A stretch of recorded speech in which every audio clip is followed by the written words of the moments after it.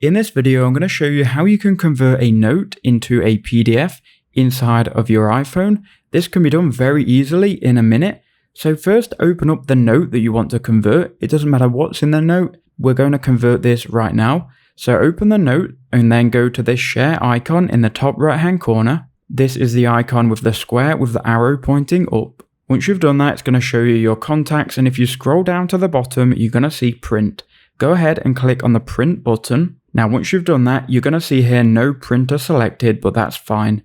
If you click on the printer, you may or may not see printers. Now, you need to go again to this share icon in the top right hand corner. Again, once you've done that, it will show you your contacts, but this time it will show save to files. So go ahead and click save to files. Then it's going to ask you to name the file and give it a location. I'm just going to save it to my iCloud drive. So we'll name it at the bottom and we'll click save. Now we've done that, this file should now be saved as a PDF. So let's go and look. To do that, we'll search and access my files.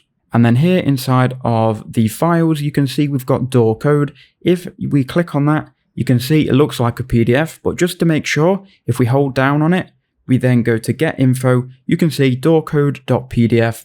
That's all you need to do. I hope that helped.